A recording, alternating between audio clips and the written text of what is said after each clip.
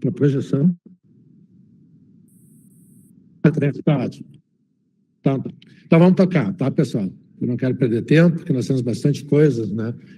Eu queria... esse é um slide, né, que já é bastante conhecido, né?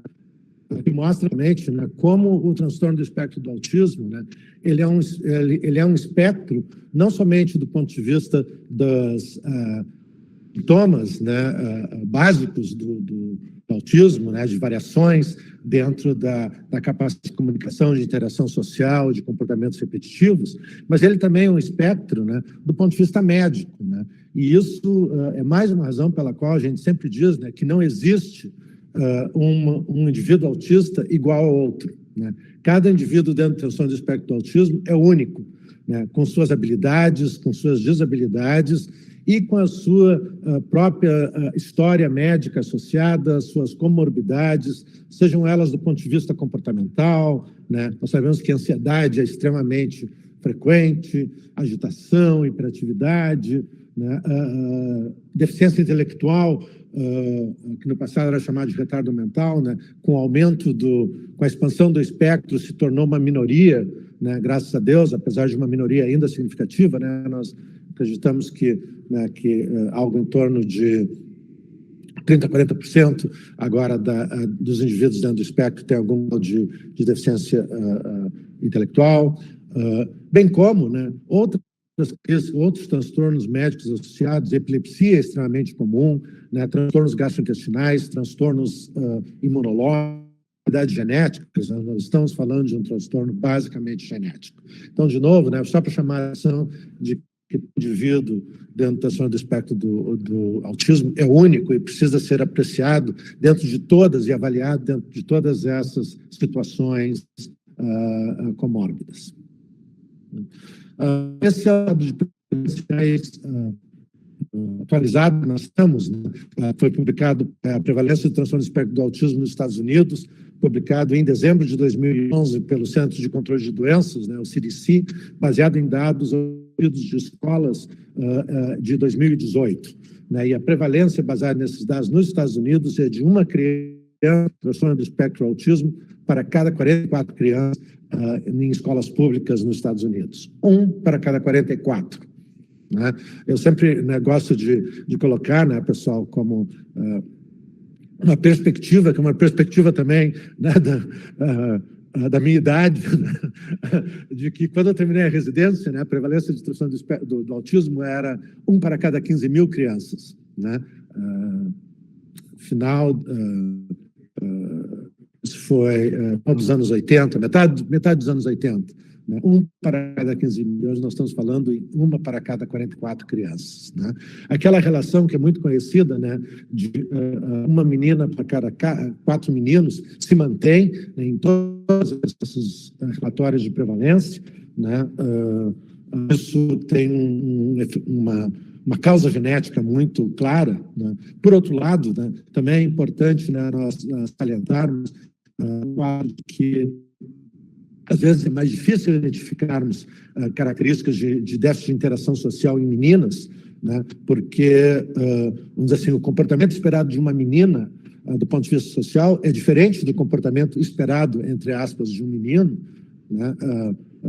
Não tanto, né, na questão social nossa, mas mesmo assim, né, mas certamente em outros países, em outras culturas, né, como, por exemplo, né, as culturas orientais, né, a Coreia, a China, Japão, as culturas do Oriente Médio, né, em que uma menina não olhar nos olhos, não manter contato visual e responder a perguntas quando perguntada, mas não engajar em conversações, de uma certa maneira faz parte da cultura do que é apropriadamente aceito, né, o que dificulta, de uma certa maneira, identificar déficits de interação social.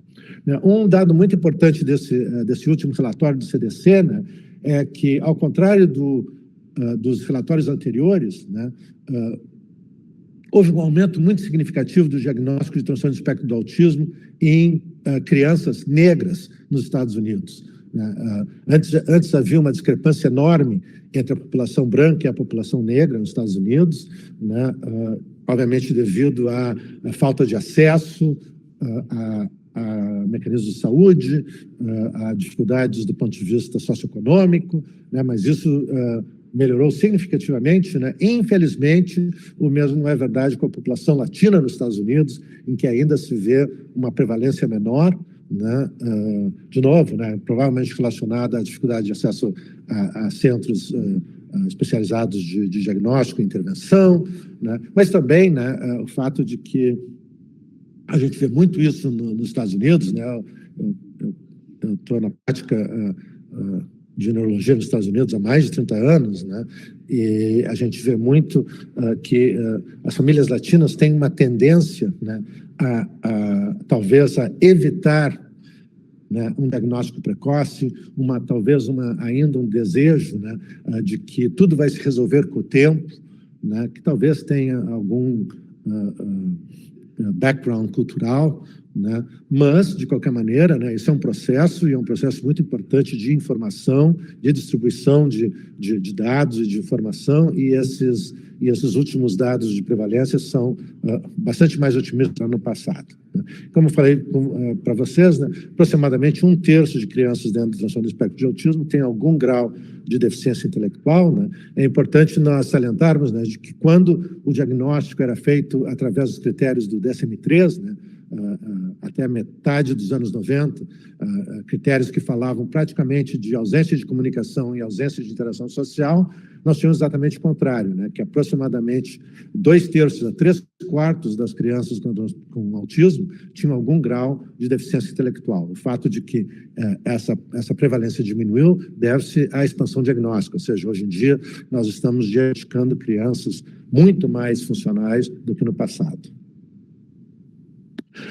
Essa questão, né, do aumento da prevalência de 1 para 44, né, foi a ideia de que nós estamos lidando com uma epidemia de autismo, né? Bom, em primeiro lugar, né, pessoal, do ponto de vista epidemiológico, né, de estatística, né, epidemia está relacionado a índices de incidência, não de prevalência. Ou seja, nós não podemos utilizar taxas de prevalência de qualquer transtorno para determinar a existência ou não de uma epidemia, né? Nós utilizamos taxas de incidência. E, infelizmente, o número de estudos de incidência de transtorno do espectro do autismo no mundo ainda é muito pequeno, né? Mas, de qualquer maneira, quando nós falamos, né, que há 30 anos atrás, menos do que isso, né, 20 anos atrás, a prevalência era, né, de 1 para alguns milhares, e agora nós estamos falando de 1 para 44, né, isso levanta a questão de uma epidemia, né? Quais são as possibilidades? O que poderia explicar isso, né?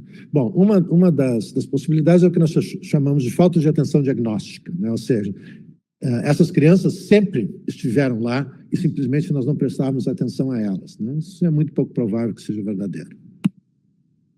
A segunda que nós chamamos de substituição diagnóstica, ou seja, essas crianças sempre estiveram lá, mas nós dávamos a elas um diagnóstico diferente, um nome diferente, né? E alguns estudos que foram feitos na metade dos anos 90 na Califórnia sugeriam que talvez isso tivesse um impacto importante, porque nas escolas públicas da Califórnia, à medida que aumentava o número de crianças matriculadas com o diagnóstico de transtorno do espectro do autismo, diminuiu o número de crianças matriculadas com o que então era chamado de retardo mental ou deficiência intelectual, né? Então surgiu a ideia de que, quem sabe, um número significativo de crianças autistas tinham recebido um diagnóstico incorreto no passado. Bom, isso é absolutamente correto, né? Mas, por outro lado, né, estudos posteriores mostraram que o impacto disso em relação à prevalência, ao aumento da prevalência, é muito pequeno e realmente não justificaria qualquer explicação para essa, entre aspas, epidemia. Então, qual seria a melhor explicação? A melhor explicação é o que nós chamamos de expansão diagnóstica, né? Ou seja, de novo, se nós pensarmos que até a metade dos anos 90, o diagnóstico do autismo sendo baseado no DSM-3, que falava praticamente em ausência de comunicação, em ausência de interação social, e a partir do DSM-4, né, metade dos anos 90, isso passou para déficit na qualidade da interação social comparado com outras crianças da mesma idade e déficit na qualidade da comunicação comparada com outras crianças da mesma idade, né?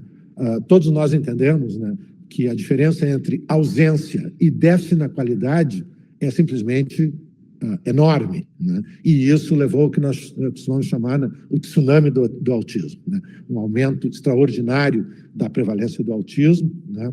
E nós imaginamos, né, não imaginamos não, né, existem dados que sugerem que provavelmente 50% a 60% do aumento da prevalência do transtorno do espectro do autismo se deve à expansão diagnóstica. Há outros fatores também muito importantes, né? Por exemplo, o aumento da informação, né? Seja ela informação relacionada a profissionais de saúde e de educação, e também o aumento de informação a respeito do autismo, né, na mídia em geral, e que então atinge a população em geral. Né? Outros fatores menos importantes do ponto de vista de números, né, é o que a gente chama de localização geográfica, né? Ou seja, o mundo se tornou mais perto, no sentido de que as pessoas tendem a morar mais perto uma das outras, né? Pelo menos até a pandemia do Covid tendiam. E, obviamente, se tu tem um vizinho que mora perto de ti que tem uma criança com autismo, isso vai te chamar mais a atenção do que, né, se o teu vizinho mais próximo morar 3 quilômetros de distância. E um outro fator que é pequeno, mas é importante, é o impacto da idade paterna, né? Sempre se falou, do ponto de vista de transtornos do neurodesenvolvimento, né, preocupação em relação à idade materna, mas especificamente quando a gente fala em transtorno do espectro do autismo, né, há um impacto significativo da idade paterna, né? E nós sabemos que hoje em dia, né, as pessoas em geral tendem a se casar mais tarde, tendem a ter filhos mais tarde, né? Não é incomum, né, de nós termos filhos segundo ou terceiro casamento, né? E tudo isso tem um impacto do ponto de vista da idade paterna na prevalência. Então, a ideia de que existe uma epidemia de autismo é um mito. É importante nós falarmos também, né, do impacto econômico do autismo, né? Por que isso é importante? É claro que o mais importante de tudo, né, pessoal, é o impacto de saúde, né, o impacto emocional, né, que envolve esses indivíduos, as famílias, né, todos os profissionais que estão dia a dia lidando, né, com esse transtorno, né? Mas nós não podemos esquecer o impacto econômico, ou seja, o custo país, né, de termos tantos diagnósticos de transtorno do espectro do autismo, né, e tão pouca qualidade nas intervenções, né? Por quê? Porque a gente sabe, né, que existe uma perda de produtividade muito significativa, né, com o diagnóstico de transtorno do espectro do autismo. Essa perda de produtividade envolve, né, a perda de produtividade da criança, que eventualmente se tornará um adulto, talvez não teria sido, assim como a perda de produtividade dos pais, né? Nós sabemos que em quase todos os lares, pelo menos um dos pais para de trabalhar para cuidar da criança, né? Mas também o custo, né, dos serviços não médicos, dos serviços médicos, da educação especial, do cuidado de saúde em casa. Então, esse impacto econômico do transtorno do espectro do autismo nos Estados Unidos em 2015 foi de 268 bilhões de dólares por ano. E a estimativa é que daqui a 3 anos, em 2025, o custo anual, o impacto anual do T nos Estados Unidos será de $1 trilhão ao ano, né? Então, vocês imaginem, né, pessoal, se nós pudéssemos alocar 1% desse custo econômico para diagnóstico precoce e tratamento e intervenções, né, apropriados, cientificamente embasados, a enorme diferença que isso traria, não somente para esses indivíduos, para as famílias, mas como o país como um todo, né? Do ponto de vista do impacto econômico a nível mundial, né? Se nós calcularmos que a população mundial é de mais ou menos 8 bilhões de habitantes, né? E se nós usarmos a prevalência, que é de 1 para 100, né? Nós estaremos lidando com 80 milhões de pessoas com transtorno do espectro do autismo no mundo, né? E o impacto estimado no mundo é de 6 trilhões de dólares ao ano, né? E isso utilizando dados, né, calculados em 2012, né, e publicados em 2021. 6 trilhões de dólares de impacto anual, né, na economia mundial, relacionado diretamente ou indiretamente ao transtorno do espectro do autismo, né, de novo, né, Imagine se nós pudéssemos utilizar 1% desse custo, né, para diagnóstico e tratamento.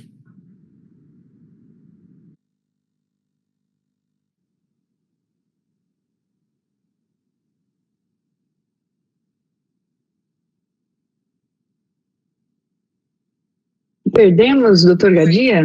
Não. Não estou vendo também. Não, eu acho que ele deve ter caído a conexão dele lá, gente. Vamos, eu estou aqui aprendendo muita coisa. São muitas informações e dados que às vezes as pessoas comentam com a gente e perguntam, né? Mas não, agora virou febre, todo mundo tem autismo. A própria médica do meu filho aqui, doutora, o caso do meu filho foi o seguinte, ele tem 8 anos e ele com 2 anos e meio não falava bem pouquinho. E aqui no Canadá, eles fazem com as enfermeiras, gente, eu vou contando um pouco aqui enquanto ele não chega, tá? Eu vou fazendo a minha consulta com a doutora Helga, já que eu tô aqui, né? Por que não? Não, é sempre importante conversar. É sempre importante. E aí a médica nossa de família, que aqui é difícil você chegar num neuropediatra. Depois de muito tempo que a gente teve acesso a um. No Brasil a gente consegue, se você quiser marcar, você vai e consulta com aqui não.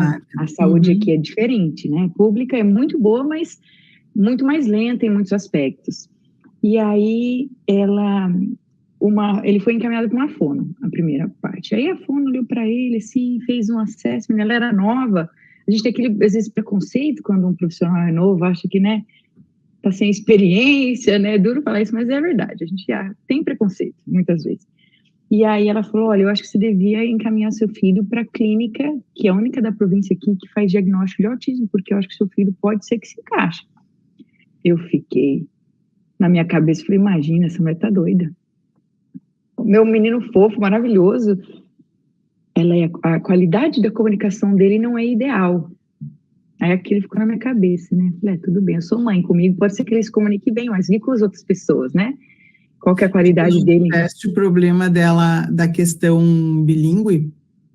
Pois não é. Falaram isso também? Tem isso, falaram assim, mas peraí, será que ele não está demorando para falar? E a genética, meu marido, ele fala muito, mas ele começou a falar com 4 anos. E fala demais. Então tinha todas essas coisas, né? Eu falei, não, mas vou. Aí a médica dele de família, que via ele com frequência, falou, não, ele não tem nada.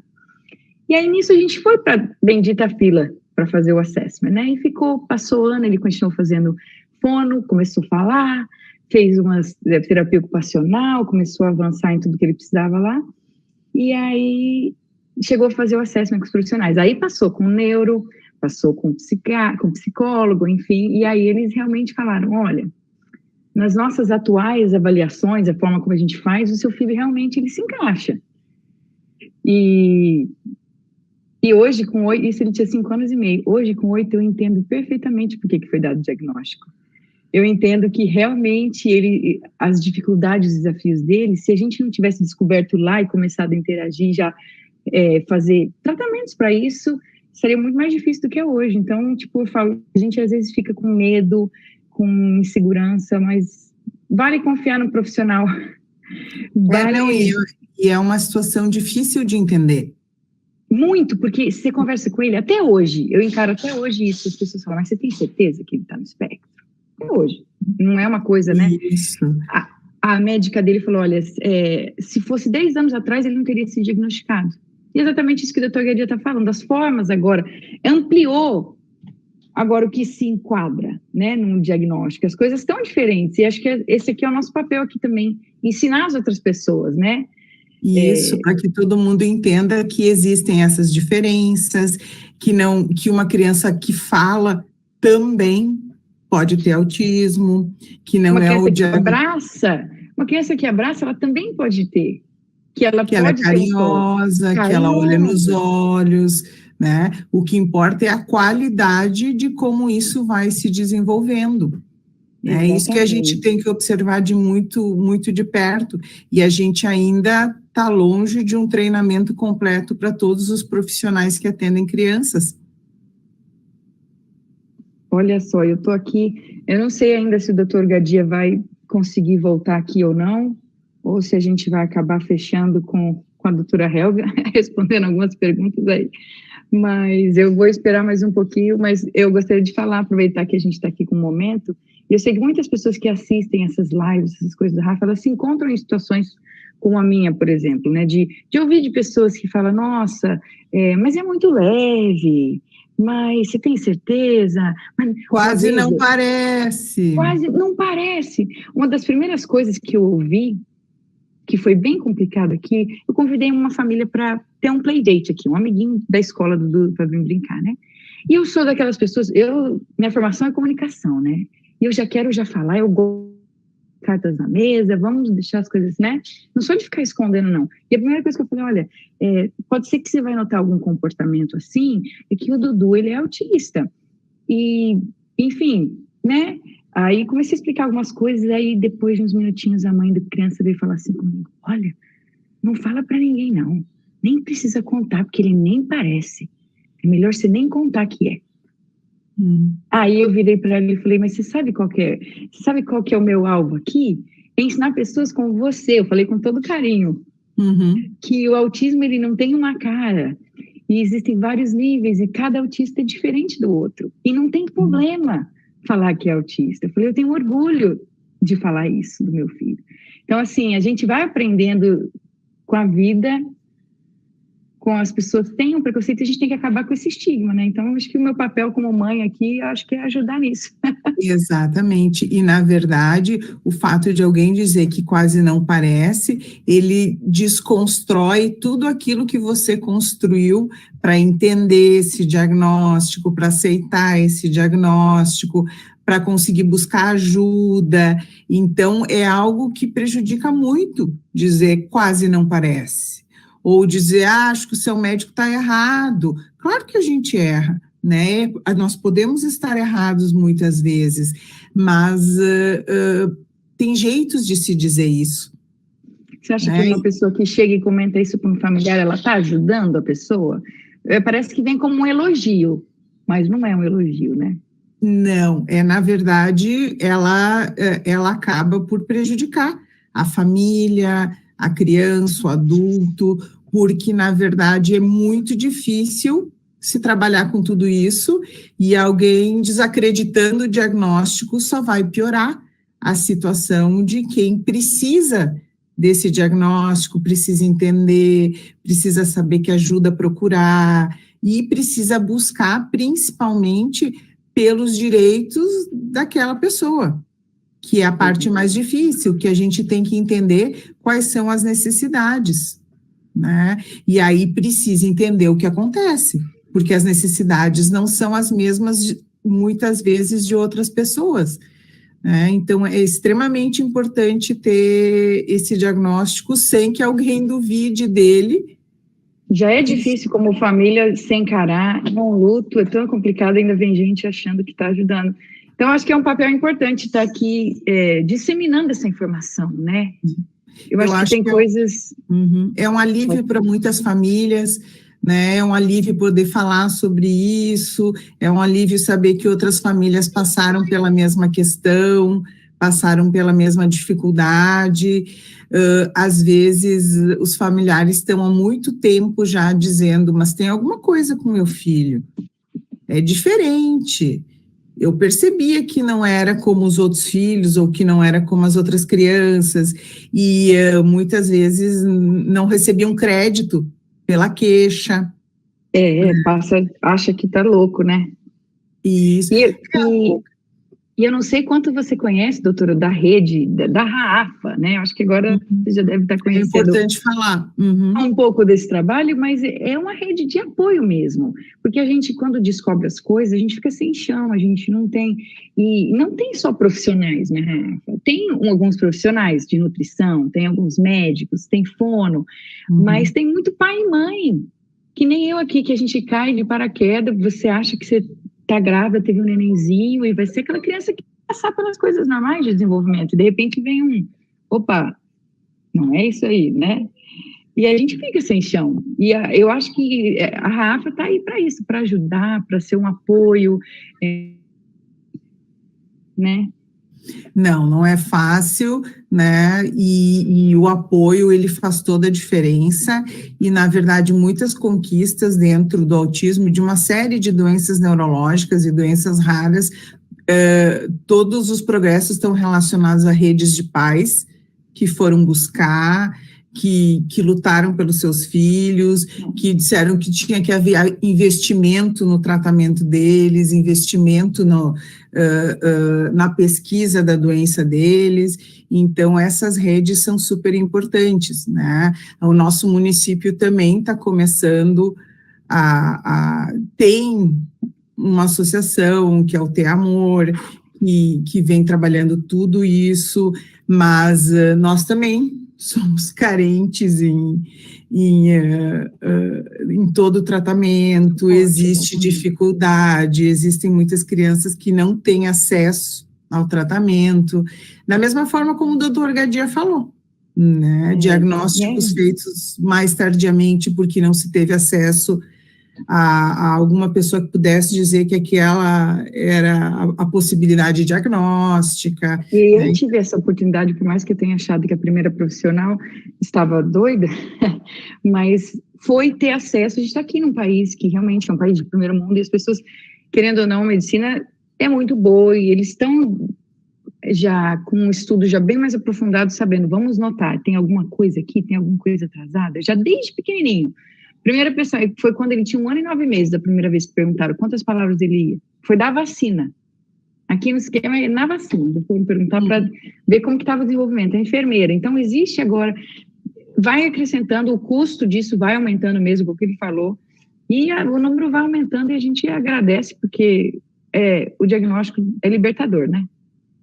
Exatamente, porque entender o que acontece faz a diferença, né, entender como isso aconteceu e por que determinadas reações são dessa forma, né, então isso é extremamente importante, né, tomara que o Dr. Gadia consiga continuar conversando com a gente, porque eu tenho certeza que ele tem muita informação falando de mitos com relação ao autismo. Deixa eu tentar falar com a Grazi aqui, enquanto... Gente, é tudo coisa ao vivo aqui, viu, gente? Vocês não... É tudo improvisado. A gente vai, eu vou chamar ela no FaceTime aqui para todo mundo ver. Isso. Vamos ver se a gente alcança eles.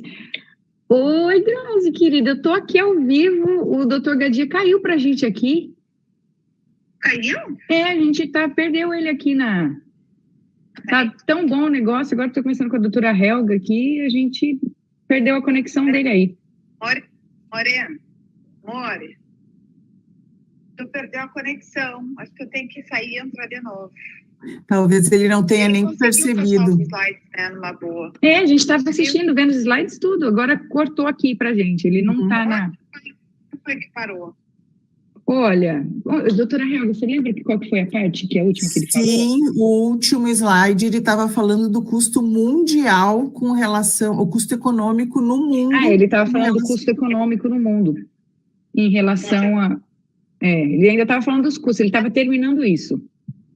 Faz muito tempo, né? Deve fazer... Olha, eu estou aqui conversando com a doutora Helga já faz uns 10 minutos, eu ganhei uma consulta gratuita aqui. Voltou. Não, foi só uma conversa informal. Então, de volta. Obrigada, Grazi. Agora, vamos ver se eu consigo fazer isso, né? Que eu não sei nem como é que eu fiz isso antes, né? Doutor, bem-vindo novamente. Tão bom te ter. Obrigado, querido. Ficamos aflitos. Desculpe, eu me entusiasmei e não me dei conta que tinha caído a conexão. Sem problema, se cair a gente avisa com mais antecedência agora, tá? Deixa eu ver se eu consigo aqui. Vocês estão vendo a minha apresentação, não? Estou, está falando da história sempre se repete. Tá. Então tá. Então nós pulamos algumas coisas, né? Mas eu não vou voltar para trás, eu vou continuar, tá? Eu só queria, na realidade, chamar a atenção de uma coisa que eu acho que é absolutamente fundamental, né? Que é os desafios, né, que nós enfrentamos no Brasil, né? né, e para chamar a atenção especificamente, né, que de todos os desafios, né, aquele que é o primário e sem o qual nada ocorrerá é a formação e capacitação de profissionais, né? Porque o diagnóstico precoce, o tratamento, a investigação, a inclusão escolar adequada, né, tudo isso só vai ser possível através de nós termos formados e capacitados profissionais de saúde, de educação, de uma maneira que nós tenhamos um conhecimento bastante adequado, né, das necessidades e de como intervir. Tá? Então, só para não voltar a falar tudo que eu já tinha falado, mas acho que isso é tão básico e tão fundamental que eu gostaria de chamar a atenção de todos vocês. Né?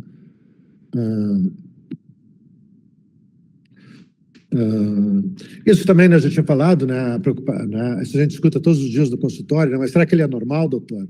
Né? Quem sabe é só um atraso de linguagem, né, porque, né, o primo e segundo grau da cunhada da minha vizinha começou a falar com 4 anos, né?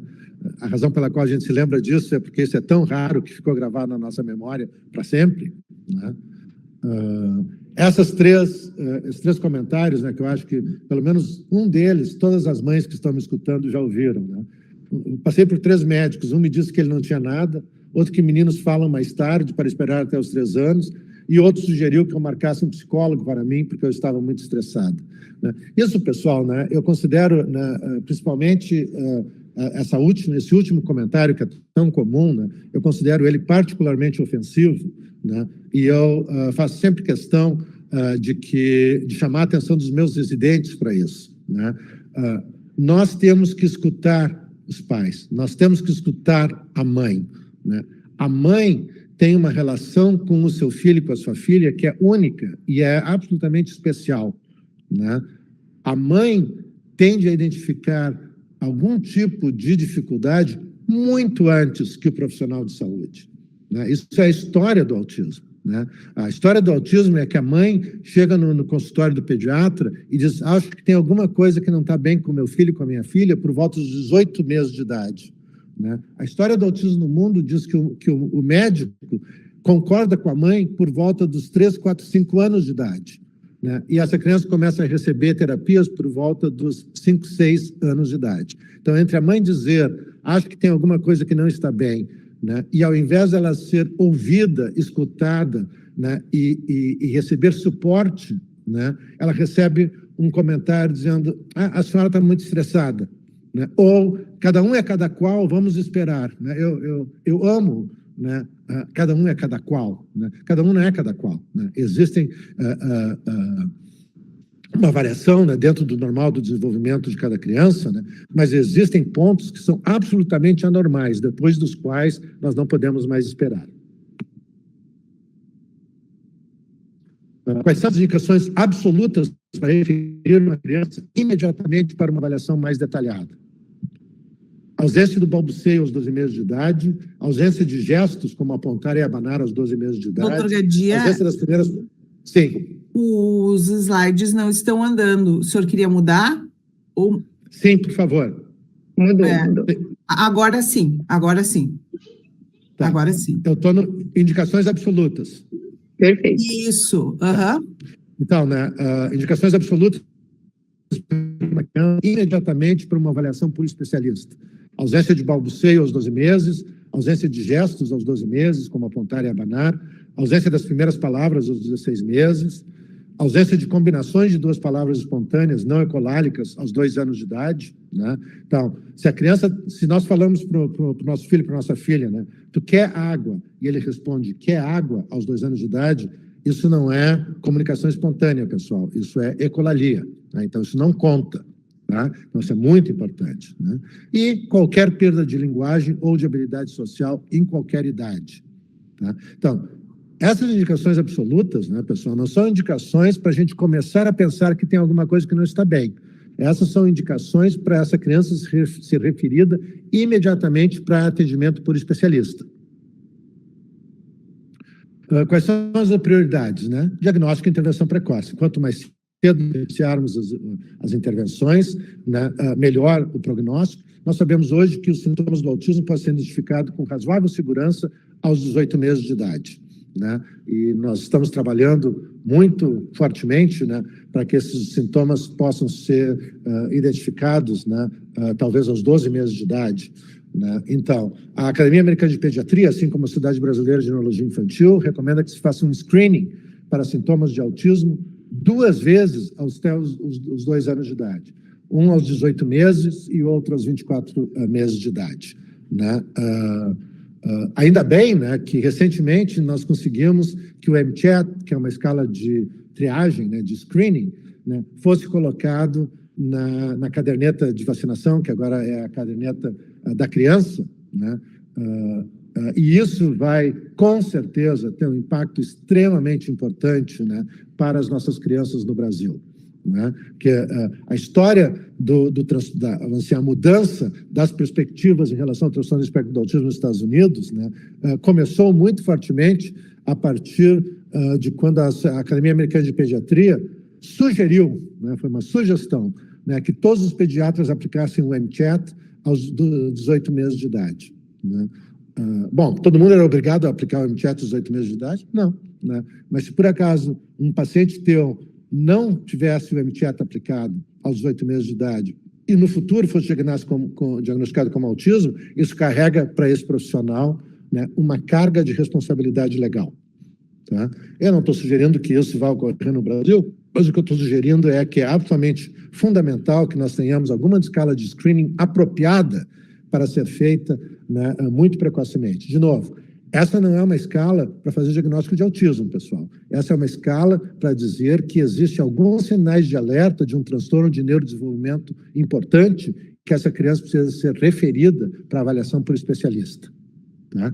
E, de novo, né, a recomendação é que se inicie intervenções quando se suspeita do transtorno do espectro do autismo, ao invés de depois que um diagnóstico formal seja feito. Eu sei que isso é difícil, né, porque às vezes, de novo, né, nós precisamos do diagnóstico para as intervenções começarem, né, mas é importante nós mantermos essa relação claramente. Nós precisamos separar os mitos das verdades, né? Por que nós precisamos separar mitos das verdades, pessoal? Porque, principalmente em países onde nós não, de poucos recursos, como o Brasil, né, nós não temos o luxo de poder dividir esses recursos, tentando tudo um pouco, né, incluindo coisas que são absolutamente sem nenhum suporte científico, né, porque os nossos recursos vão se exaurir muito antes que nós possamos conseguir resultados efetivos, né? Então, talvez um dos mitos, né, mais fortes da história do autismo é o mito da vacina, que a vacina causa autismo, né? Esperamos, né, que esse estudo que foi publicado em 2019 no Annals of Internal Medicine, né, resolva isso de uma vez por todas, né? Esse foi um estudo feito na Dinamarca, né, em que foram avaliados todas as crianças da Dinamarca que nasceram entre janeiro de 99 e dezembro de 2010. Todas as crianças de um país inteiro, aproximadamente 700 mil crianças, né? A Dinamarca é um país pequeno, né? E foram avaliadas crianças com transtorno do espectro do autismo que foram vacinadas e não vacinadas. E não houve nenhuma diferença estatisticamente significativa entre os dois grupos, tá? Então, que outro estudo nós precisamos fazer, né, para provar que não existe relação entre vacina e transtorno do espectro do autismo, né, se nós temos um estudo que avaliou todas as crianças de um país nascidas num período de 10 anos, tá? Infelizmente, né, pessoal, eu não sou uma pessoa das mais otimistas, né, e eu tenho claramente na minha cabeça, né, que uma celebridade, né, ou até mesmo uma subcelebridade, né, com 5 minutos de exposição à mídia social, dizendo que vacina causa autismo, né, provavelmente vai ter mais impacto do que um estudo em que todas as crianças de um país foram avaliadas. Curas do autismo, né, doutor? Mas eu ouvi falar, né, que oxigênio hiperbárico, quelação, ozonioterapia, né, MMS, né, que é basicamente, né, uma substância, né, para limpar tubos entupidos, né, dietas, né? Eu ouvi falar que tudo isso pode curar autismo, né? Tudo isso são mitos, né, pessoal? Então nós temos que ficar muito atentos e desconfiar de promessas de cura, daquelas terapias que requerem pouco ou nenhum treinamento, das terapias não individualizadas, né? Ou seja, eu baixo a receita de bolo e isso se aplica para todas as crianças dentro do espectro, desde as menos severas às mais severas, né? E das eficácias documentadas por testemunhos, né? Meu filho não falava na sexta-feira, eu dei tal substância ou medicação, e na segunda-feira ele estava falando como uma criança normal. Ah, bom. Essa é uma outra história. Sempre houveram curas para o T, né? No final dos anos 90 era a secretina, depois dietas, depois ozônio. No Brasil, né, há poucos anos atrás, o MMS, mais recentemente óleos essenciais, barras de Access, né? Então nada disso é novo, né? Tudo isso, infelizmente, né, faz com que recursos de famílias, recursos limitados, muitas vezes, sejam aplicados para intervenções que não têm absolutamente nenhum resultado, nenhum suporte científico, né? Eu costumo dizer, né, que todas essas intervenções, né, elas não têm absolutamente nada a ver com pesquisa, né? O nome disso também começa com P, mas não é pesquisa, e em vez de terminar com S, termina com GEM, né? Então, aí você tenta juntar o resto das letras para formar a palavra, né, que começa com P e termina com GEM.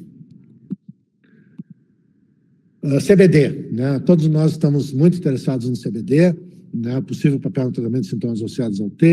A gente sabe, né, que o CBD é claramente indicado no tratamento de epilepsia severa na infância, né? Até 30% de melhora nessas epilepsias severas da infância com o uso adequado de CBD, mas em relação ao autismo, né, ainda são necessários mais estudos.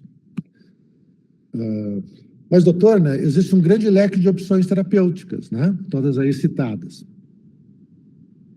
O problema, né, pessoal, é que quando a família é inundada com esse tipo de informação, é uma família que já está vulnerável e insegura e que quase sempre se sente culpada, e ela vai começar a se sentir perdida, né? Porque são tantas informações a respeito do que fazer, né? Muitas vezes, né, até por parte de familiares que têm as melhores das intenções, né? Mas, por outro lado, né, às vezes, muito frequentemente, por pessoas que têm outros interesses que não o bem-estar daquela criança, né? Interesses financeiros relacionados a isso. Né? Eu escuto muito isso, né? Mas, doutor, que mal faz estar aberto a todas as possibilidades e tentar de tudo um pouco, né? Faz muito mal, pessoal. Faz muito mal porque isso leva a perda de tempo, perda de esforço, perda de recursos, perda de oportunidades e, mais importantemente, a perda de motivação, né? Quando nós tentamos 2 ou 3 coisas que não funcionam, a gente começa a pensar que talvez nada funcione, né? Então, e não somente isso, né? Algumas dessas intervenções podem interferir com os ganhos terapêuticos, né? Já que certas terapias têm filosofias que são absolutamente antagônicas, que não tem nada a ver com o transtorno do espectro do autismo, né? Então, vocês imaginam, né, uma criança que já tem dificuldades, né? Se de manhã ela recebe um tipo de informação de como agir e funcionar, e de tarde ela recebe uma informação que é exatamente o contrário, né? Isso praticamente inviabiliza qualquer tipo de progresso nas terapias. Por que usar ciência? Porque a ciência funciona, né? Esse é um slide do meu amigo Lucelmo, né, que eu roubei dele, né? Então já estou citando o nome dele. A ciência funciona, né? Acho que isso é particularmente verdadeiro na situação que nós vivemos hoje no mundo inteiro em relação à pandemia. Então, nós temos 2 estudos que foram feitos pelo National Autism Center, em 2 projetos que se chamam, um projeto que se chama de National Standards Project, né, 2 relatórios, um publicado em 2015, com a revisão da literatura inglesa, de todos os estudos publicados em inglês sobre o tratamento do autismo de 1957 a 2007, em pessoas de 0 a 22 anos, e um outro publicado um publicado em 2009, né, e outro publicado em 2015, com a revisão de literatura de 2007 a 2012. Dessa vez, não só com crianças, mas também com pessoas com mais de 22 anos. Né? Nessa revisão de literatura, foi possível identificar 361 estudos em pessoas com menos de 22 anos e 28 estudos com mais de 22 anos de excelência do ponto de vista de qualidade científica, né, em relação a diferentes tipos de terapias.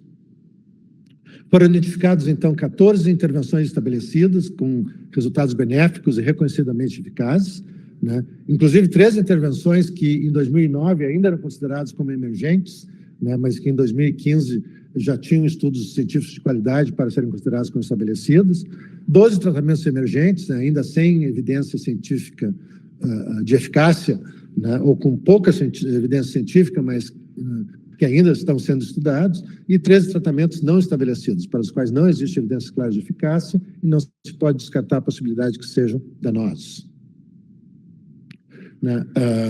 Esse é um outro relatório publicado pela National Clearinghouse on Autism Evidence and Practice em maio de 2020, mostrando todas as práticas, todas as intervenções baseadas em evidência no tratamento de transtorno do espectro do autismo. Quando vocês podem ver, quase todas elas estão associadas a terapias comportamentais, né, do tipo de análise aplicada ao comportamento. Né? Esse relatório, né, inclusive, foi traduzido para o português por duas psicólogas, a Luísa Guimarães e a Roberta Dias, da Clínica Terapia ABA, em Porto Alegre, né, e está disponível na internet para download gratuitamente. Né? Então, o meu reconhecimento e agradecimento a essas duas colegas que se deram ao trabalho de traduzir, conseguir autorização, né, e traduzir esse relatório. Né? Eu queria somente chamar a atenção de vocês de algumas dessas intervenções que eu acho que são de fundamental importância. Né? Por exemplo, a musicoterapia, né, que até antes de 2015 não era reconhecida como cientificamente embasada, né? Agora é. Né? A integração sensorial, né, de Aires, né, feita por terapeutas ocupacionais especializados com treinamento, né, também agora é reconhecida como cientificamente embasada, né, mas eu queria particularmente chamar a atenção de algumas coisas, como o treino de habilidades sociais, né, e narrativas sociais, né, que são coisas relativamente fáceis de serem feitas, né, e a intervenção implementada pelos pais. Né. Então, acho que isso, de todas as práticas baseadas em evidência, né, é a mais maravilhosa, né? Principalmente, né, numa situação de pandemia, onde quase sempre não havia o acesso dos terapeutas às crianças ou das crianças às clínicas de intervenções, né?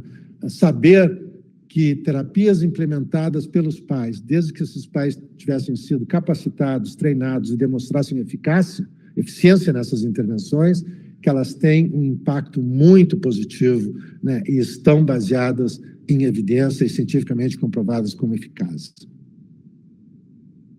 E a intervenção baseada em pares, né, que vai ser cada vez mais utilizado em escolas. Nós chamamos assim como videomodelação. Bom, esse é um estudo que eu acho que é fundamental, né? Foi publicado no Autism and Developmental Disorders há um ano atrás, janeiro de 2021, né? Em que se chama Evidence-Based Practice for Children, Youth and Young Adults with Autism, Third Generation Review. Esse estudo, pessoal, revisou todos os artigos publicados em língua inglesa que falam sobre o tratamento de autismo de 1990 a 2017. Tá? Né? Então, num período de quase 30 anos, todos os estudos da língua inglesa foram revisados, né, num total de aproximadamente 60 mil estudos. Né? Então, vocês imaginem, né, a quantidade de profissionais que tiveram que ser envolvidos, né, para revisar a qualidade científica de 60 mil estudos. Desses 60 mil estudos foram considerados como de excelente qualidade científica, né, com bom embasamento baseado em evidências, né, pouco mais de 1.000 estudos. Então, vocês veem, né, o cuidado que foi tomado nessa avaliação, né, de que apenas 1.000 estudos entre 60 mil foram considerados como de excelente qualidade. Bom, comparem isso, né, pessoal, com uma manifestação, né, uma resposta técnica da NatJus, né? A NatJus é um núcleo de avaliação de tecnologia de saúde, né, que é um grupo de suporte técnico ao judiciário, né, por exemplo, que avalia se uma certa medicação deve ser coberta ou não, né, pelo sistema público de saúde, baseado em evidências, etc. Né, e a partir de uma questão legal, né, de uma situação de um processo legal, né, o juiz pediu uma resposta técnica da NatJus a respeito dos benefícios de terapia aplicada de comportamento, né, o ABA, em relação ao autismo. Né? E recomendações, isso foi em 2017, as recomendações foi que o NATS não recomenda o método ABA no tratamento de pacientes com transtorno do espectro do autismo, dado ao fraco nível de evidência científica sobre a eficácia desse método. Né? E a conclusão foi que, abre aspas, após análise da literatura consultada, pela limitação dos dados apresentados nos estudos, não encontramos evidência suficiente sobre a efetividade da terapia, não sendo possível corroborar pela indicação da terapia ABRA sobre outras terapias utilizadas no tratamento e acompanhamento do transtorno do espectro do autismo, né? Bom, fecha aspas, né? Após a análise da literatura consultada, né, essa é a literatura consultada na lista de referências, 5 artigos, 3 dos quais escritos publicados ou pelo Ministério da Saúde ou por Secretaria de Saúde, né? Então, vocês comparem, né, essa conclusão em que essa terapia não tem evidência científica, né, quando 1.023 estudos da literatura mundial mostraram que tem, né, mas 5, né, dessa extensa análise da literatura consultada mostraram que não. As operadoras de saúde devem arcar com os custos de terapias especiais, né? Bom, para começo de conversa, pessoal, não existe terapia especial para o TEA. Existe terapia que funciona, cientificamente comprovada, e existe coisas que não funcionam, né? Então, o que existe, na realidade, são terapias que são absolutamente necessárias e cientificamente reconhecidas como eficazes para o tratamento do autismo, né?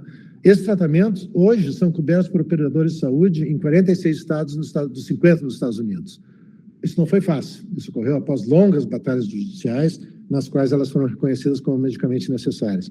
Por que isso seria diferente no Brasil, pessoal? Porque no Brasil isso não funciona, né, quando em outros países do mundo isso funciona. Isso nós temos que nos perguntar e, exatamente, de novo, né, chamar a atenção da importância das organizações de famílias e de pais, né, de um posicionamento claro, né, e de entender, né, que quando nós estamos falando, talvez, né, de 4,8 milhões de famílias no Brasil afetadas, né, esses 4,8 milhões têm muito peso do ponto de vista político.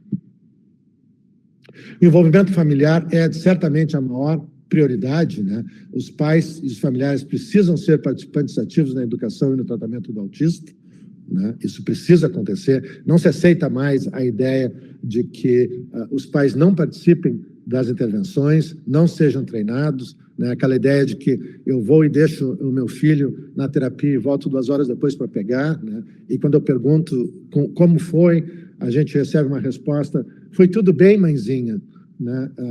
Ou eu não posso explicar porque é muito complicado o que a gente faz, né? De novo, né? Acho que isso é absolutamente ofensivo, né?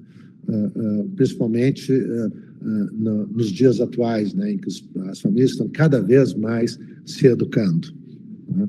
Então, eu costumo dizer, né, se nós não podemos ver o que acontece, se nós não podemos ser treinados e capacitados pelos terapeutas, né, ou se nós não podemos entender, porque é muito complexo, nós não temos capacidade cognitiva para entender, né, a minha recomendação é que a gente fuja desses terapeutas.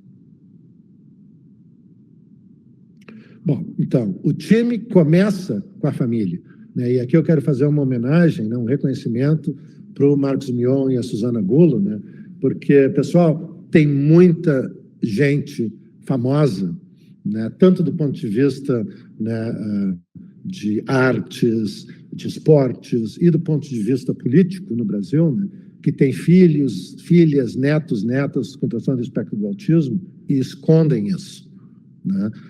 O fato de que uma pessoa, né, de um impacto social tão grande, reconhecimento tão grande como o Marcos e a Suzana, né, botaram a cara a bater, né, assim como outros pais, né, nunca posso, né, deixar de salientar, né, a minha querida, né, Alessandra Camargo Ferraz, né, que há, sei lá, quanto tempo, mais de 15 anos atrás, né, permitiu que nós colocássemos o rosto do filho dela, né, o Rafa, numa revista de circulação nacional no Brasil, dizendo que ele era autista, na capa da revista, né, pela primeira vez na história do Brasil, né. Então, de novo, meu reconhecimento a essas pessoas, né, que mudam a história do que está acontecendo. Bom, só para terminar rapidamente, né, alguns impactos do Covid em relação ao autismo, né, nós estamos por volta de 480 milhões de contaminados no mundo. No Brasil, nós temos algo em torno de 30 milhões de contaminados, né. Na minha experiência pessoal, né, eu sempre tenho muito cuidado em falar em experiência pessoal, né, porque o que vale mesmo são dados científicos, mas de qualquer maneira, né, na minha experiência pessoal, 70% das minhas famílias reportaram uma piora comportamental com os pais estando literalmente desesperados, né? A gente poderia substituir a palavra desesperados por despreparados, né? São aquelas famílias que não receberam treinamento e capacitação, né? Em alguns casos, com regressão severa em habilidades já adquiridas. Por outro lado, em 30% dos casos, né, nós temos famílias que me disseram está tudo sob controle. Em geral, essas haviam recebido boa qualidade de capacitação, tá? E até dentro desses 30%, 10% de casos relacionada provavelmente à ansiedade social de ter que ir para a escola e o fato também de que eu estou em casa agora com os pais, né, devido à pandemia, passando a maior parte do tempo comigo. Eu já passei do meu tempo, eu não quero me alongar em relação a isso, né?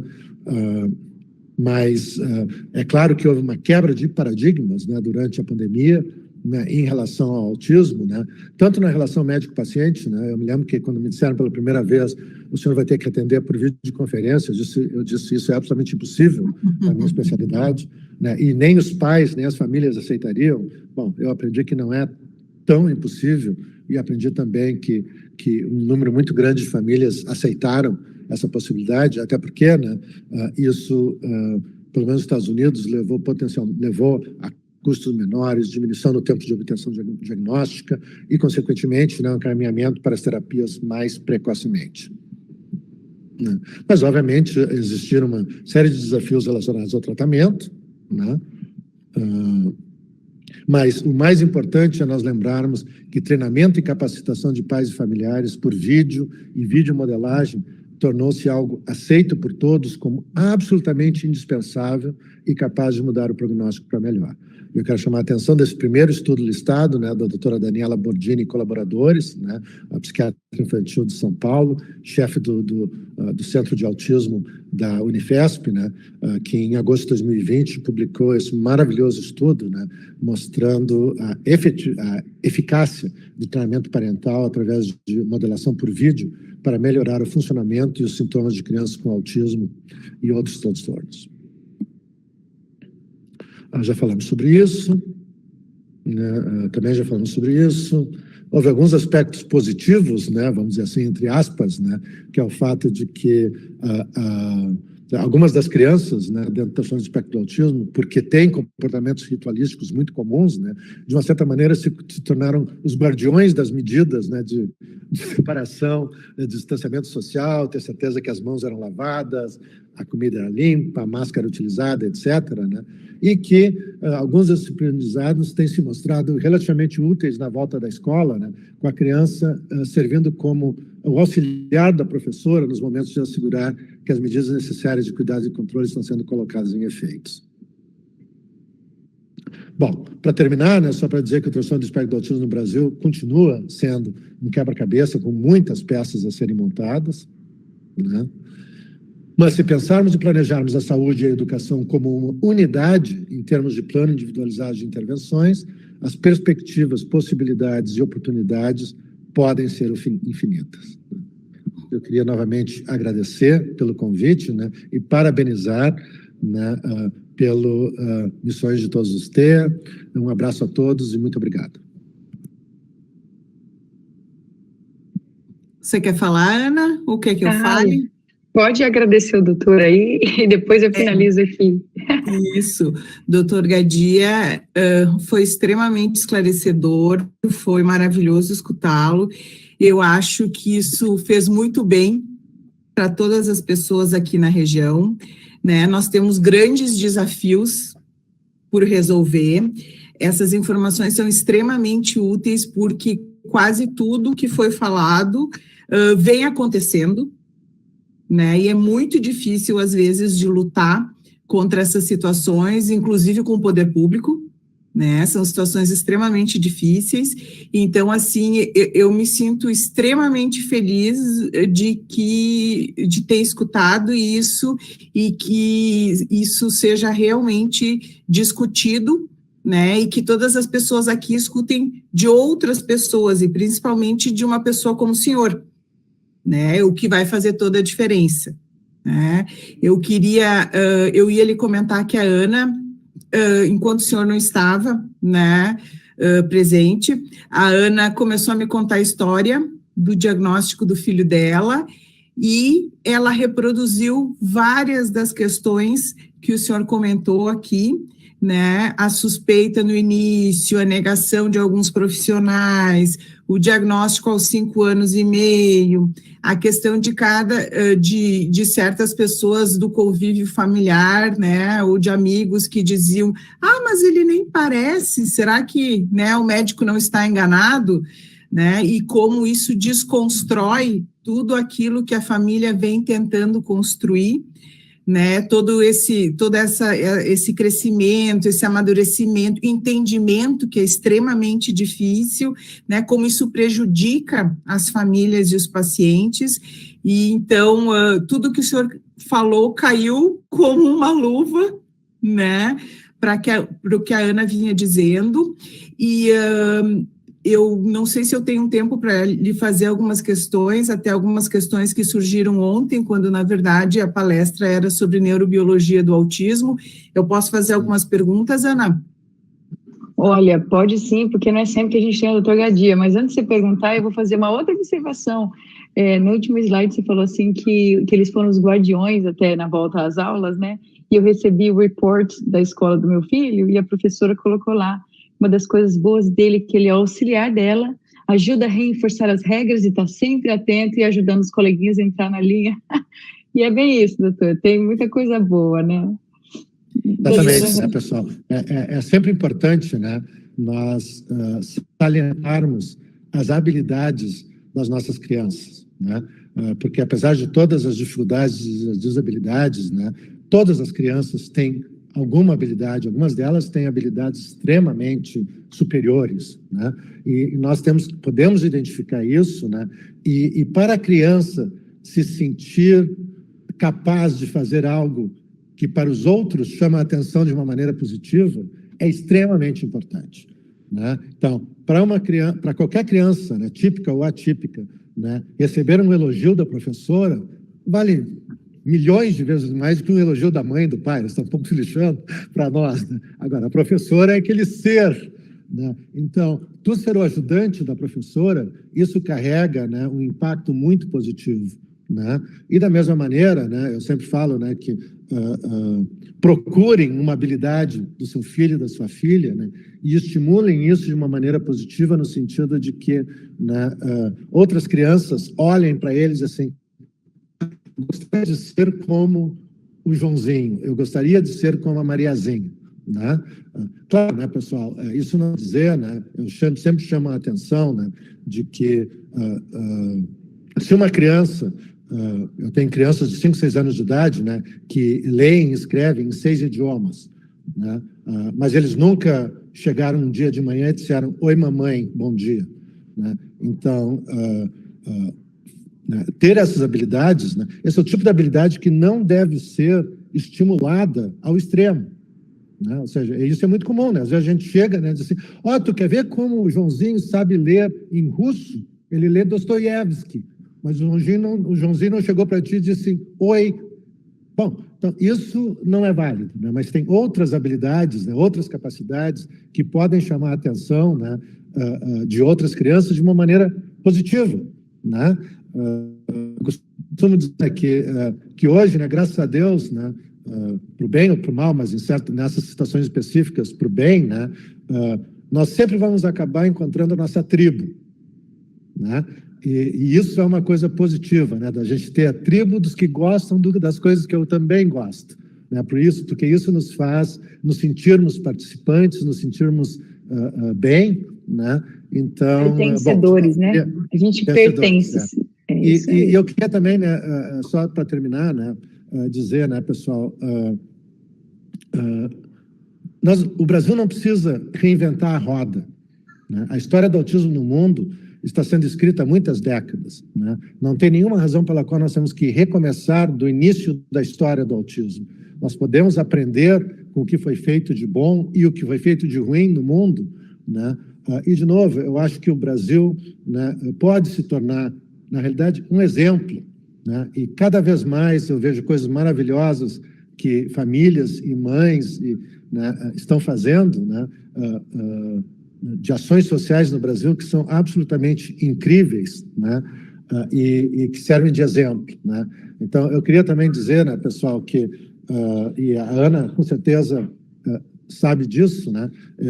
Há 2 semanas atrás, eu atendi uma família que mora na fronteira do Canadá com os Estados Unidos, né? Eles têm uma criança que eles desconfiavam que era autista e eles só conseguiram marcar uma consulta para ver um neuropediatra no Canadá daqui a 9 meses, né? Então, às vezes, né, pessoal, a gente pensa que o jardim do vizinho é sempre mais florido, né? Nem sempre ele é, né? Muitas vezes ele é, mas nós também temos muitas coisas positivas, né? Mas todas as coisas positivas que nós temos, eu diria que 99% são as famílias e são os pais, né? Então, eu quero de novo dar o parabéns a todos vocês, né? E estou à disposição. O nosso tempo aqui acabou, mas, doutora Helga, você ainda queria fazer uma perguntinha, né? Será que consegue ser uma pergunta?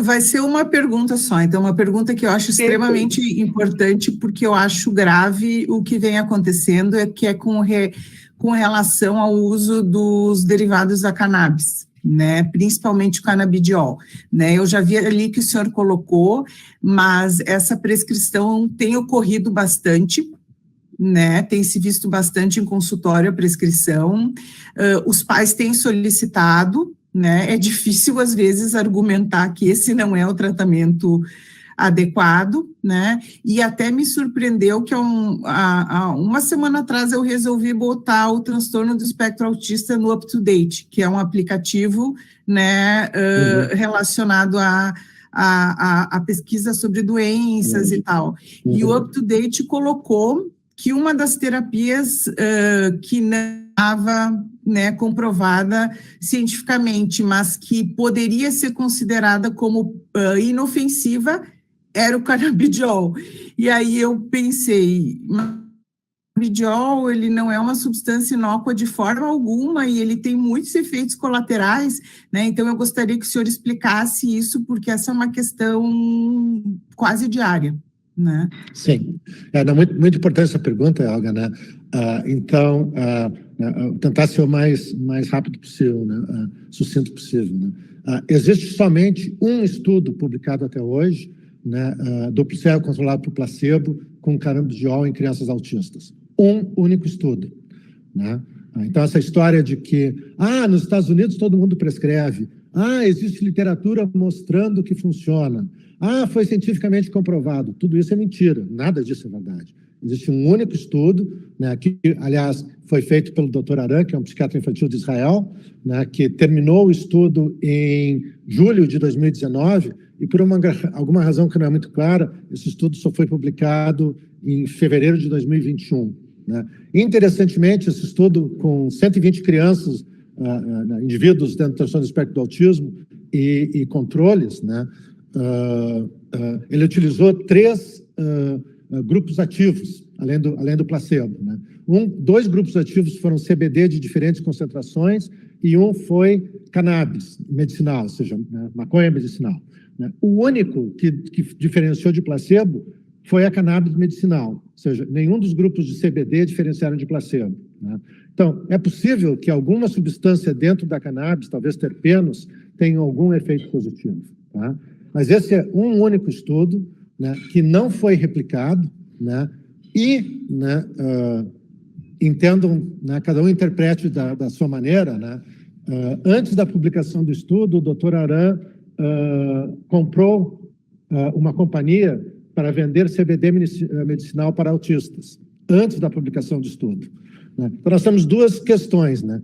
Ou ele já sabia que os resultados seriam, entre aspas, bons, né? E com todo o direito dele resolveu se beneficiar financeiramente, né? Não vejo problema quanto a isso, né? Ou isso levanta sérias questões éticas, né? De tu ter uma publicação, né, um estudo publicado, quando tu tem óbvio interesse econômico em relação ao resultado desse estudo, né? Então, até que esse estudo seja duplicado por outros grupos sem interesse científico, sem outros interesses que não sejam científicos, né, nós não temos nenhum estudo que nos mostre que CBD funciona, muito menos qual seria a concentração, muito menos qual seria a dose e muito menos funciona para quê, né? Então, qual é o uso do CBD nesse momento? Pesquisa, né? O que é pesquisa, né? A doutora Helga está fazendo uma pesquisa sobre CBD em autismo. vocês querem oferecer o filho de vocês para pesquisa? Sim. Assinem aqui que vocês tiram qualquer responsabilidade sobre qualquer possível efeito colateral que aconteça. Né? Assinamos? Assinamos. Vocês ganham CBD grátis. Então, pesquisa, pessoal, é assim, né? Vocês emprestam o filho de vocês para a ciência e a ciência dá a substância ou o tratamento grátis. Né? Pesquisa que a gente vai em algum lugar e a gente tem que pagar muito dinheiro para poder participar da pesquisa, não é pesquisa, de novo, né? Começa com P e termina em GEM, mas não é pesquisa. Tá? E a outra situação são situações muito específicas, né? Ou seja, né, se nós temos um profissional de saúde especializado e diz, olha, nós tentamos todas as possibilidades conhecidas de tratamento medicamentoso para esse sintoma, todas elas falharam, e agora nós vamos entrar numa tentativa, né, para ver se algo funciona, apesar de não ter comprovação científica nenhuma. Vocês aceitam isso? Sim. Tá bom, isso é uma outra história. Né? Mas o que nós tendemos a ver hoje, né, infelizmente, em alguns consultórios, né, uma experiência muito boa e para os meus pacientes funcionou muito bem. Né? Bom, isso não é absolutamente não é o que nós estamos falando. Né? Eu costumo dizer, né, pessoal, que né, com essa história, nos Estados Unidos se usa muito, né? Eu não conheço nenhum profissional de saúde especialista em autismo nos Estados Unidos que prescreve CBD fora de uma situação de pesquisa. Né? Nós temos pesquisas sendo feitas em Nova York, em outros lugares, né? Mas fora de situação de pesquisa, né? Dando uma prescrição de CBD como algo que vai funcionar, né? E que a pessoa tem que comprar e pagar um certo custo para isso, né? Eu não conheço ninguém que seja sério nos Estados Unidos que esteja fazendo isso, ou no mundo inteiro. Muito obrigada, doutor Gadia, pelo esclarecimento, e que fique bem claro que a Helga não está fazendo nenhuma pesquisa aqui em Juí, né? Isso tem que ficar muito claro, né? E lhe agradeço muito a resposta, toda a honestidade, né? Sinceridade em falar sobre um assunto tão difícil, né? E eu acho que agora é ao final, né, Ana? Agora nós vamos finalizar. Obrigada pela presença, obrigada, doutora Helga, muito obrigada, doutor Carlos Gadia. Nós ainda vamos ter a chance se eu quero que você me conte a história de você aqui em Saskatoon, que ainda a gente não conseguiu fazer isso. Numa próxima live rola, hein? Na próxima live rola, é muito numa próxima live rola, gente. Obrigada. Obrigado, eu vou ficar aqui dando tchau para o pessoal. Obrigada. Obrigada. Um beijo para todos vocês, obrigado, Helga. Né? Foi uma brincadeira, né? Obviamente, né? Eu só coloquei... Não, mas por isso eu entrei na brincadeira, mas que ninguém entenda mal. Nós vamos bater na sua porta aí, quero fazer parte desse estudo. Exatamente. Nada é impossível. Tchau. Gente, para vocês que estão acompanhando a gente aí, se vocês ainda não são parte da nossa família Rafa, mas vocês querem fazer parte dessa rede virtual, vocês podem entrar no nosso Instagram ou no Facebook, e vocês mandam um direct lá e falam que vocês querem fazer parte, que a gente inclui, a gente cadastra vocês aí para vocês fazerem parte, tá bom? Disso. E não se esqueçam de seguir o perfil Missões de Todos os TEA, perfil rafa.autismo, e amanhã às 7h30 tem mais, conteúdo muito bom, a gente se vê lá, tá? Até mais.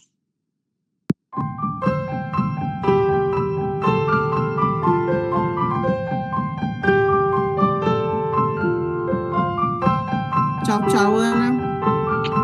Tchau, prazer conhecer. Um prazer maravilhoso, uma boa noite. Muito obrigada. Tchau.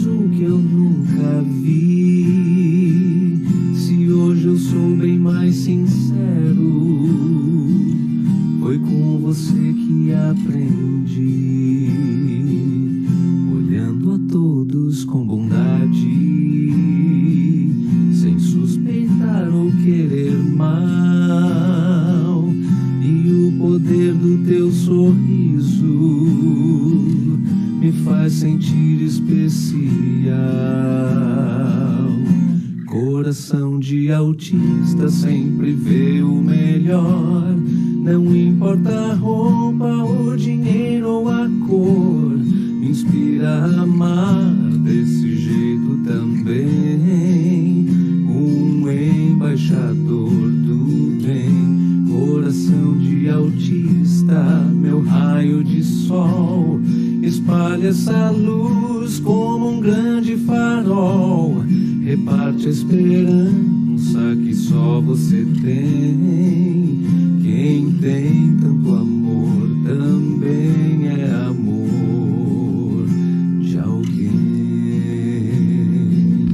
Às vezes eu fico boiando e não consigo te entender. Se o meu ouvido não te escuta,